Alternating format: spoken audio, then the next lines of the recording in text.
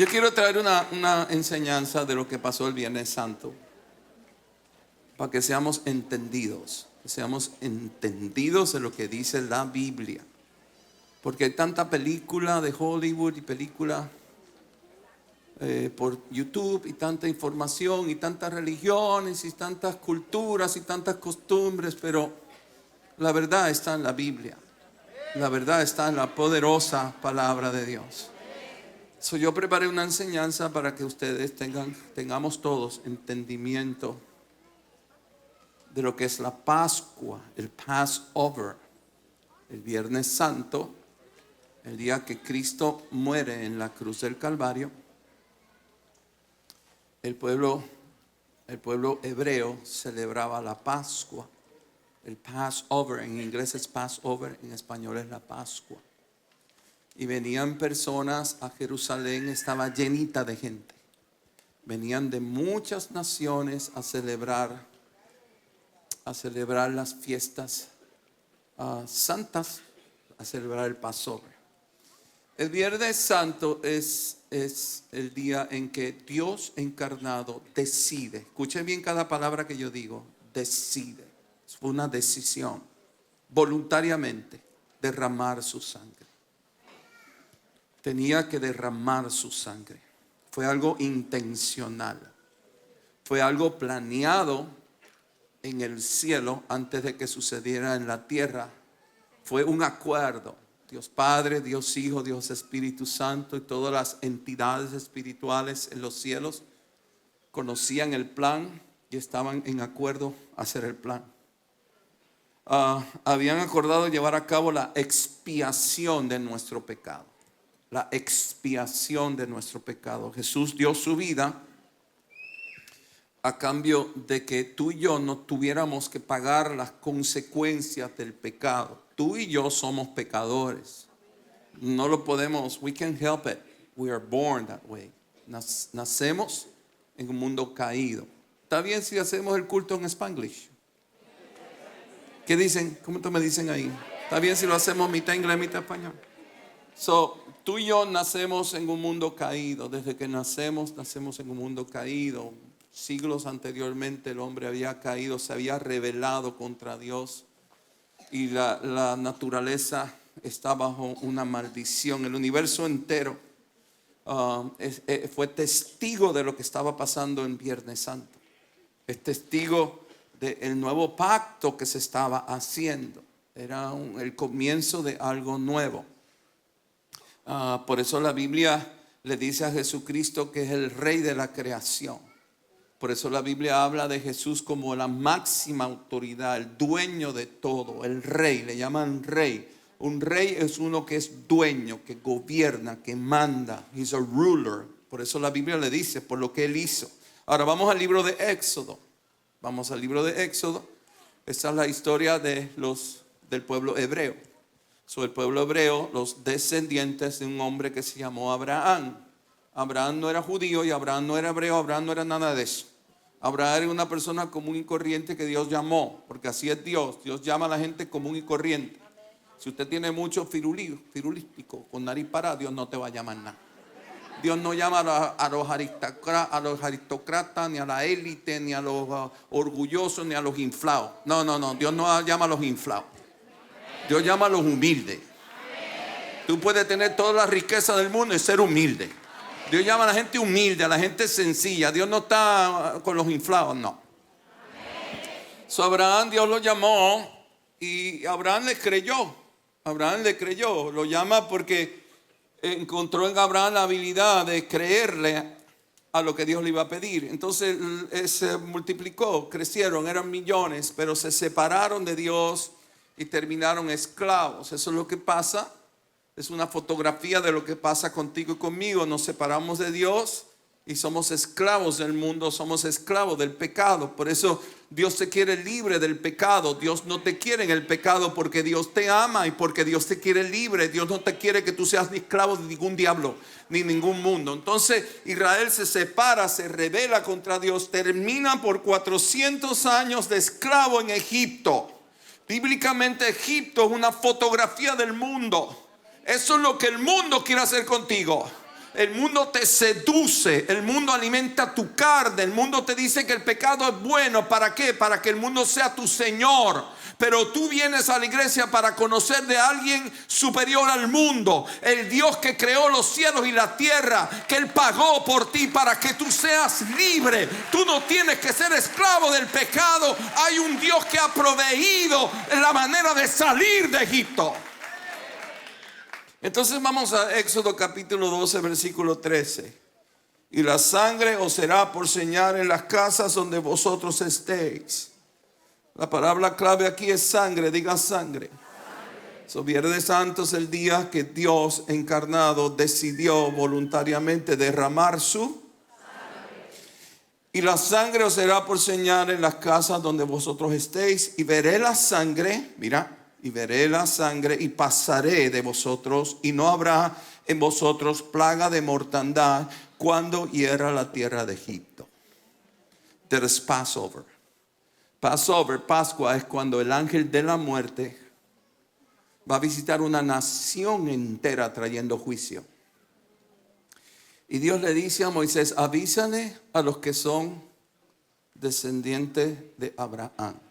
Yo hice un pacto con él, yo lo voy a cumplir. Esta gente no ha sido buena, esta gente ha sido malcriada, esta gente ha sido rebelde, pero yo voy a aplicar gracia, misericordia, porque es que yo hice un pacto con Abraham. Avísale que esta noche pasa el ángel de la muerte por toda la nación de Egipto, y que los primogénitos de las familias, de las vacas, de las gallinas, de los pollitos, de los toros, de los primogénitos de la tierra enteras morirán. Y así fue. Pero dice: si yo veo en la puerta la señal de la sangre, el ángel de la muerte no entra en esa casa. Y este día os será en memoria, y lo celebraréis como fiesta solemne para Jehová durante vuestras generaciones. Por estatuto perpetuo lo celebraréis. Hasta el día de hoy, el pueblo hebreo, los judíos, celebran el Passover. Dios dio instrucciones específicas. Cuando Dios te dé una instrucción específica, préstale atención, alabado sea Dios. ¿Por qué le hablo así? Porque yo conozco a mi gente. Y nosotros los latinoamericanos, ¿cuántos latinoamericanos hay aquí? Pues le dan instrucciones y no prestan atención. Y dan instrucciones y se ponen a inventar sobre las instrucciones. Con Dios no hay invento, Dios es Dios. Cuando Dios te diga algo, préstale atención, alabado sea Dios. Dios dio instrucciones específicas a su pueblo y le dijo: un cordero por familia. Ese es el Passover.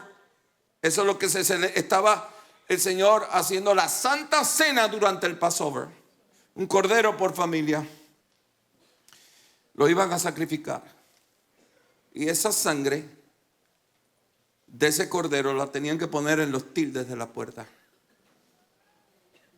Y luego se lo iban a comer todo. Las familias se iban a comer.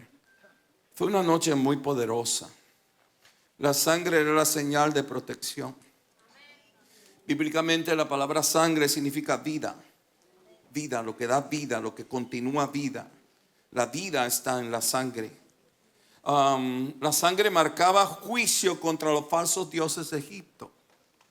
Pues Dios se burla de los enemigos. Esa parte está bien buena ahí, tú sabes. Dios se burla, acuérdense de esta palabra. Tarde o temprano Dios se burla de sus enemigos. De aquellos que van en contra de la Biblia, Dios se burla. De aquellos que ponen a Jesús a un lado, Dios se burla. De aquellos que vienen contra sus hijos, Dios se burla.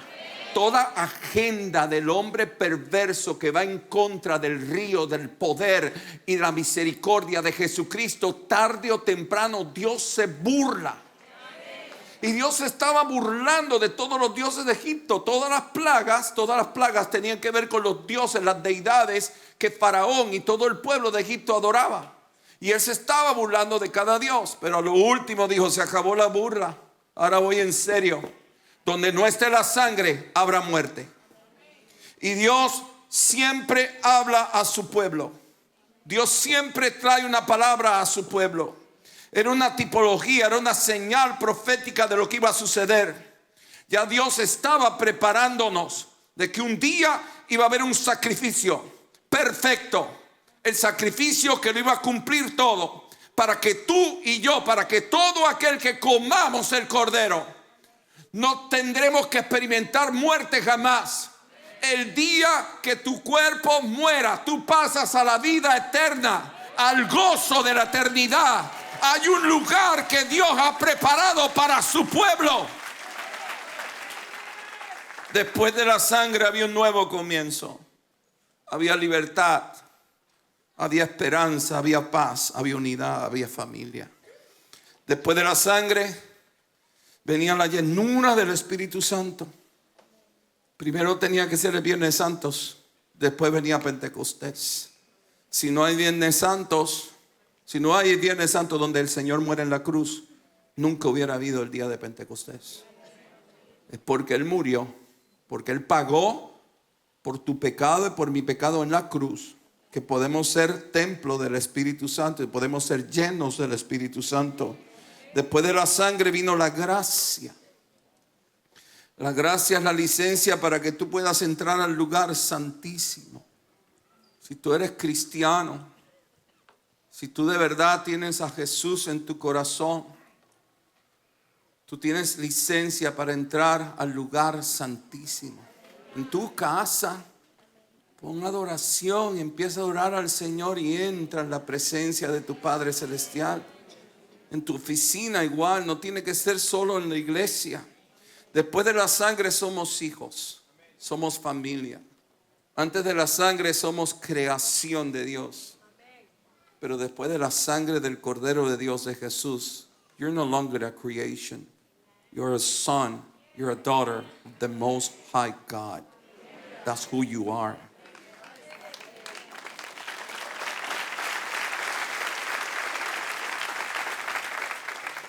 Cristo muere para pagar por nuestro pecado. Y es por el derramamiento de su sangre el Viernes Santo a las 3 de la tarde aproximadamente es que Él muere. Es por ese derramamiento que somos justificados. Él es quien nos justifica. No que tú eres un cristiano perfecto, no que tú eres una enciclopedia que te sabes la Biblia, no que tú haces ayuno todos los días y que oras 200 horas a la semana. No es por lo que tú hagas, espiritual o no espiritual. Él nos justifica porque Él derramó su sangre. Y es su sangre quien nos justifica. Después de la sangre viene una autoridad sobre la iglesia para vencer el enemigo. Tus palabras tienen mucho poder. Cuando una iglesia se une a orar, esa es una iglesia llena de poder. Cuando hay una iglesia que camina en fe, de acuerdo a la Biblia, eso es una iglesia llena de poder. Cuando hay una iglesia que decide combatir las tinieblas y no salir corriendo, cuando vienen los ataques no salimos corriendo. Si salimos corriendo perdemos. Pero si nos paramos en fe, en la autoridad que nos da la sangre del Cordero, el que sale corriendo es el diablo.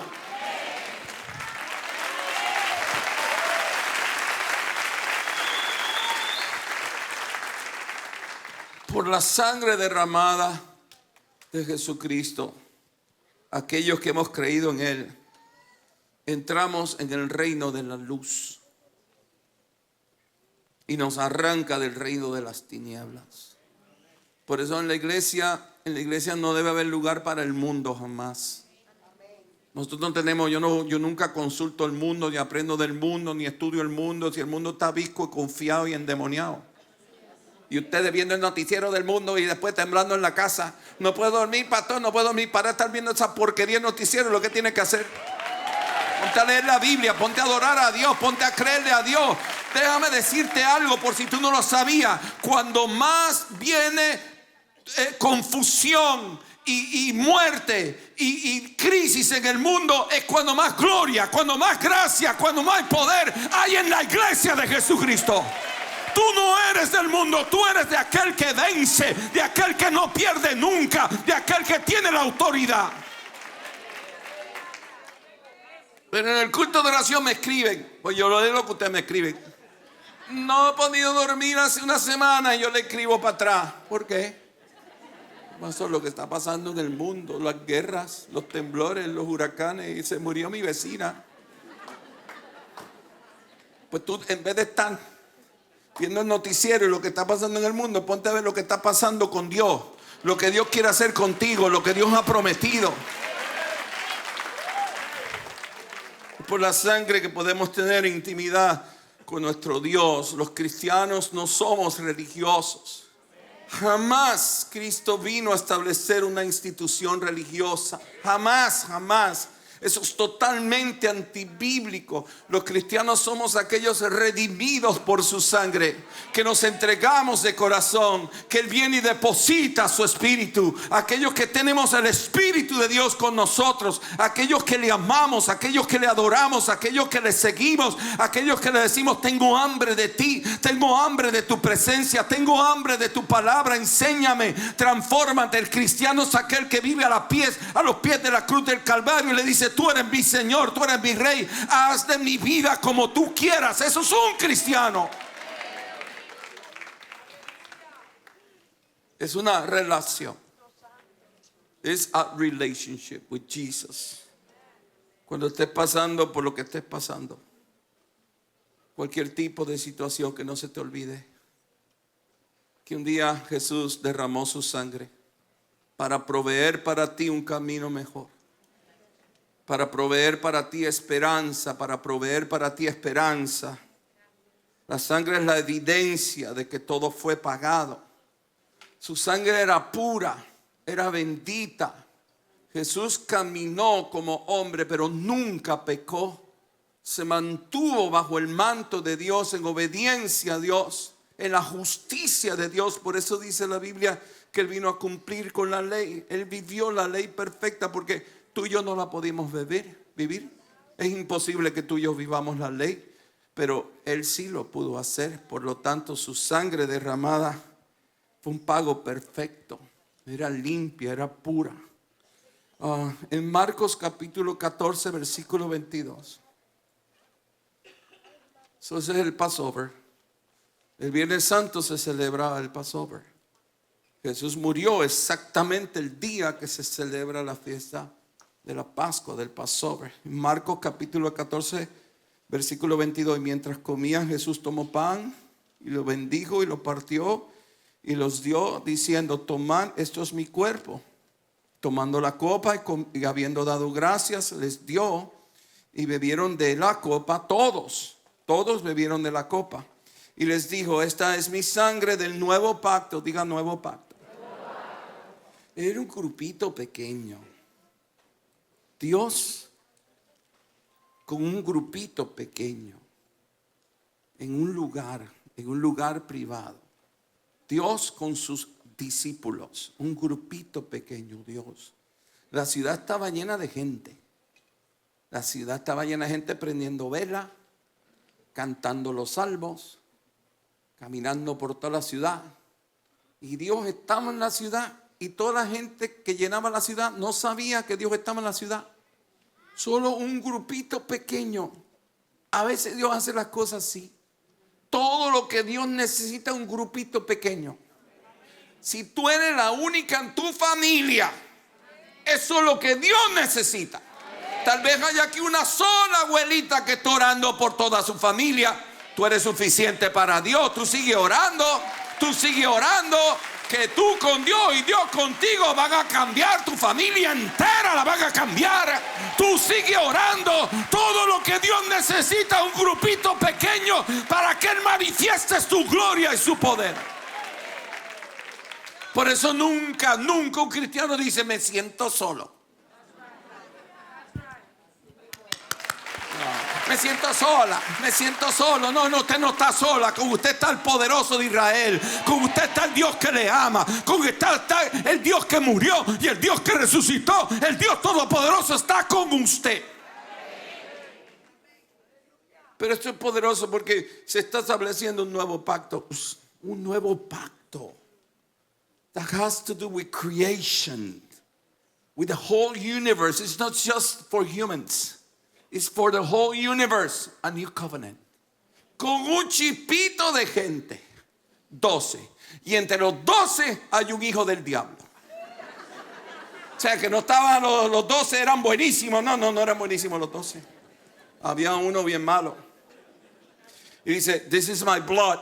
Esta es mi sangre del nuevo pacto. Digan nuevo pacto. Que por muchos es derramada. No dice por todos. Ahí no dice por todos. ¿Cómo dice la Biblia?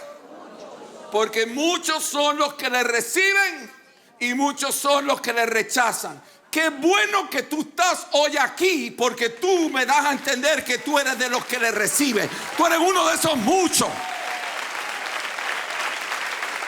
No es para todo, no es para todo. ¿Por qué te predico eso? Bueno, porque yo soy tu pastor y te estoy protegiendo. Porque hay mucha doctrina por ahí que dice, Dios murió para todos, todos somos salvos, todos vamos al cielo. No. Dios murió para todos los que le reciben. Hay que recibirlo. Hay que humillarse de él. Hay que entronarlo como rey. Hay que adorarlo. Hay que decirle, tú eres mi Señor. Hay que abrir el corazón para que él lo llene. Ese evangelio muchihuache del diablo para afuera en el nombre de Jesús. Ahí dice, esta es mi sangre del nuevo pacto, que por muchos es derramada. De cierto os digo, que el que no beberá más el fruto de la vid hasta aquel día en que beba nuevo en el reino de Dios. Cuando hubieron cantado himnos, ¿qué hicieron? ¿Qué hicieron? ¿Cantaron himno? ¿Qué hicieron? El Señor levanta la copa con su sangre y this is my blood. Esto pasó el jueves en la noche. Ya en la madrugada del viernes temprano, él está en Getsemaní, orando y derramando sangre de la frente. Él se lo está diciendo. Esta es la copa. Copa habla de pacto, blood. It's a new beginning. It's a new covenant. Cuando hubieron cantado himnos, salieron al monte de los olivos. La palabra himno es la palabra halel, que significa alabanza, alabar a Dios. Y ahí viene la palabra aleluya. Aleluya significa alabado sea el Señor. Era la costumbre hebrea que en Passover todavía lo hacen, pues sacan los salmos y se ponen a cantarlos. Sacan los salmos, el Salmo 113, el Salmo 118 y se ponen a cantarlo. Ahora escuchen bien. La Pascua judía es centrada en un cordero.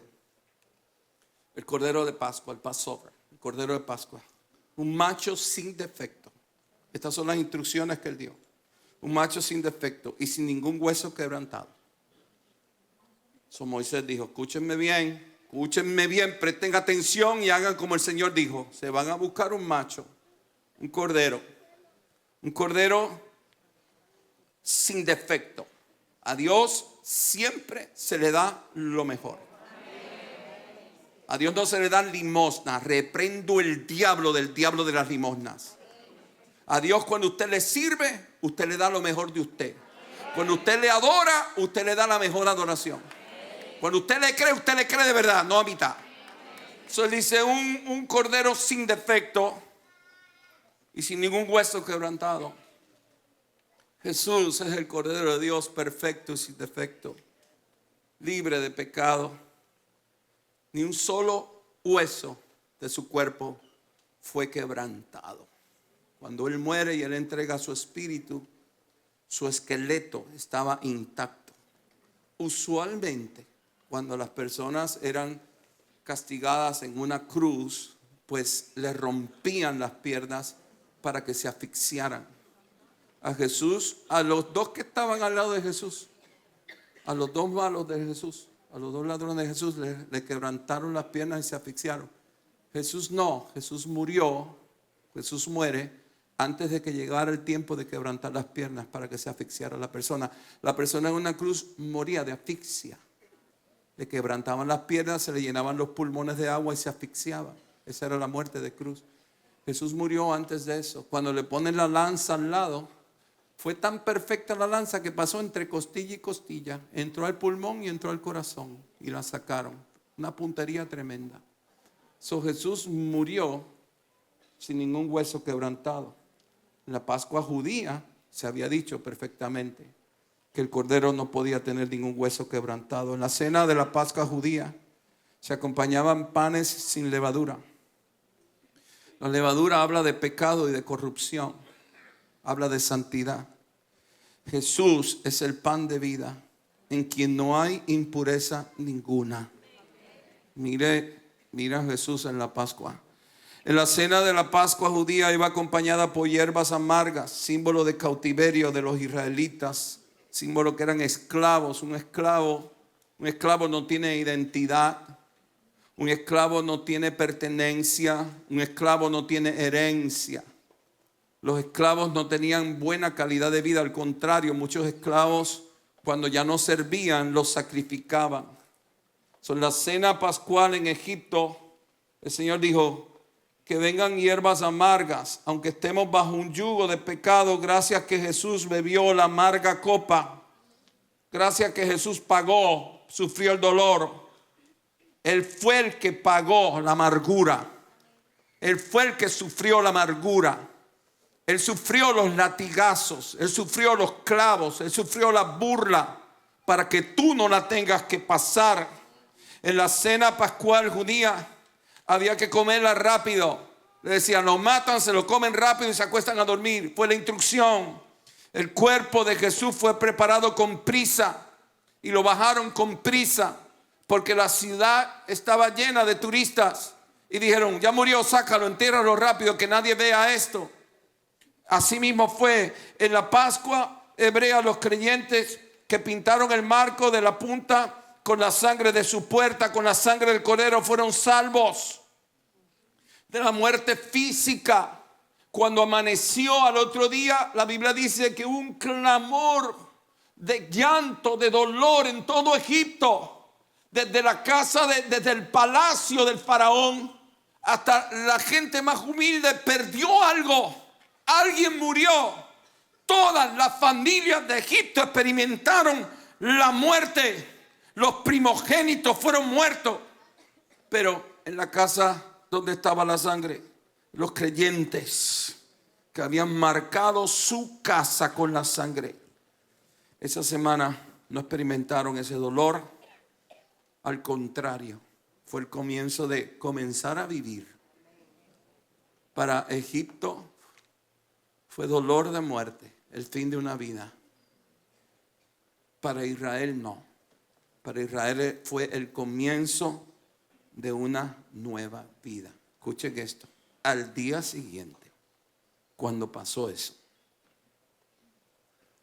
le dijeron al pueblo de Israel: millones, salgan de aquí, no los queremos más aquí. No los queremos más como esclavos. La sangre los hizo libres. No solamente los sacaron, le dijeron: llévense las riquezas, tengan las telas caras, tengan las vacas mejores, tengan las joyas de nosotros, pero por favor váyanse rápido, porque no queremos que esta misma noche va y ese mismo ángel pasa por acá y nos mata los segundos. Primero fueron los primogénitos, va y nos matan los segundos. Y ese mismo día ellos salieron de Egipto con todas las riquezas de Egipto. Voy terminando con esto. En Juan capítulo 19 versículo 30, escuche bien esta parte. Hoy vamos a celebrar Santa Cena. Hoy vamos a orar por ti. Hoy vamos a orar por tus seres queridos. Hoy vamos a ministrar el poder del Espíritu Santo. Mira lo que dice Juan capítulo 19 versículo 30. Cuando Jesús hubo tomado el vinagre, ya está en la cruz. Vinagre habla de amargura. Con unas hierbas mojaban con vinagre. En vez de darle agua, le daban cosas amargas. Cuando él niega el vinagre, él dice: consumado es. Y habiendo inclinado la cabeza, entregó su espíritu. Fíjate que tu espíritu nunca muere. Tú eres un espíritu que vives en un cuerpo. Y como tienes cuerpo, puedes estar en esta dimensión de tiempo. en esta dimensión humana. El día que tu cuerpo muera, pues tu espíritu no puede estar en esta dimensión humana. Pero eso a usted no se le aparece ninguna abuelita ni ninguna tía que se me murió. Eso no es. Su tía está en el cielo y no va a mirar para abajo, olvídese de eso. Pero mire esto. La palabra ahí es, consumado es tetelestai. Tetelestai. Tetelestai es una palabra griega. Es una palabra muy específica, muy griega, que significa que la deuda fue pagada.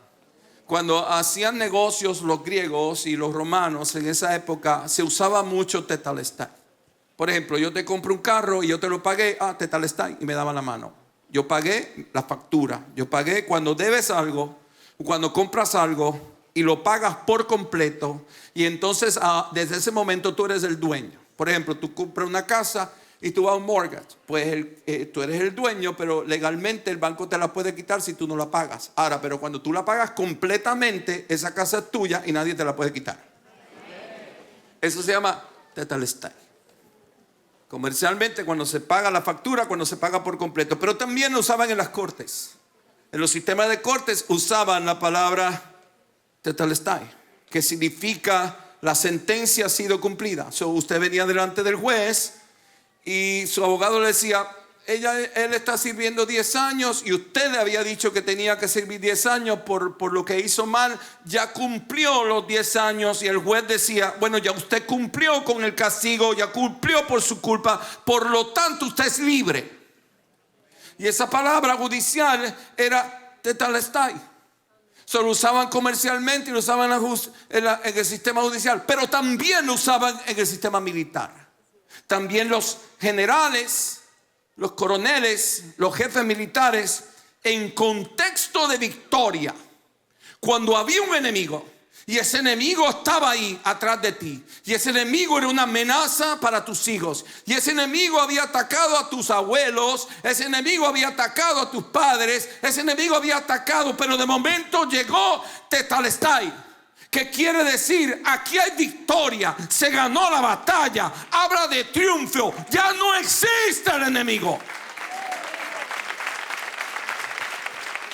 Cuando Jesús dijo, it is finished, tetelestai, consumado es que con su sacrificio, con su sangre en la cruz, trajo por completo, cumplió por completo el plan de Dios, la voluntad de Dios para la humanidad pecadora. Y trajo perdón, trajo misericordia, trajo nuevos comienzos y te trajo identidad.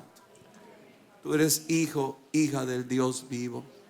Tú eres templo del Espíritu Santo. En ti hay un propósito divino. No importa cómo te concibió tu madre. Aquí hay alguien que su madre fue concebido en pecado.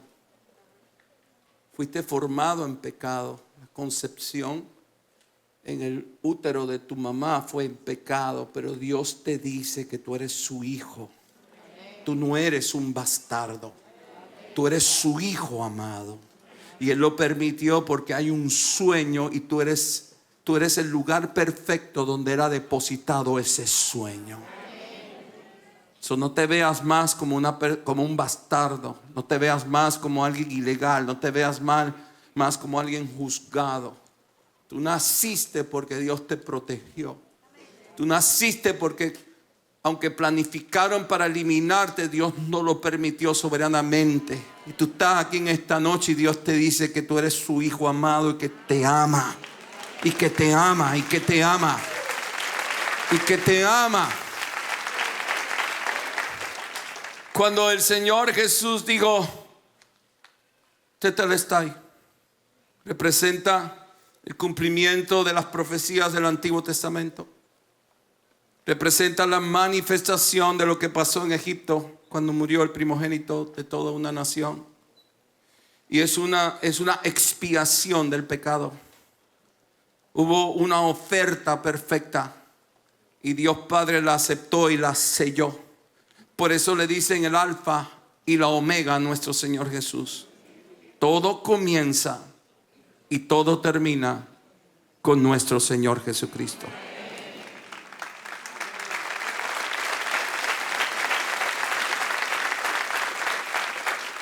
Ahora, en todo este proceso, Dios estaba observándolo todo. Dios Padre tuvo que ver a su Hijo pasar por esta crueldad y Dios no hizo nada. Si Jesús le hubiese dicho: papá, no quiero estar más en la cruz, inmediatamente se hubiese detenido ese sacrificio. Pero fue la decisión de Jesús mantenerse ahí hasta que Él pudiera decir: consumado es. La cruz es la prueba de que Dios es amor. La resurrección que vamos a celebrar el domingo es la prueba de que Jesús es el Dios todopoderoso. Pero el Viernes Santo es la prueba del amor de Dios. El amor no es una relación sexual y una preferencia sexual. El amor no es un sentimiento romántico tampoco. El amor es Cristo Jesús en la cruz del Calvario. Y cuando tú tienes esa revelación, cuando tú miras, esa era mi oración: Señor, revélate a cada corazón. Cuando tú tienes la revelación de quién es Jesús y lo puedes ver en la cruz del Calvario derramando la sangre por ti, tú vas a entender lo que es el amor. El mundo no sabe lo que es el amor. El mundo no entiende lo que es el amor. Hoy el mundo les dice a estos jóvenes que el amor es tener relaciones sexuales con quien tú quieras. Los entregan a un mundo demoníaco de Egipto, de perversión. Pero ustedes que están aquí, ustedes no pertenecen a ese mundo. Dios tiene grandes planes con ustedes. Hay un llamado superior, hay un destino superior, hay un poder que Dios quiere poner en tus manos. Tú vas a hacer influencia a tus generaciones.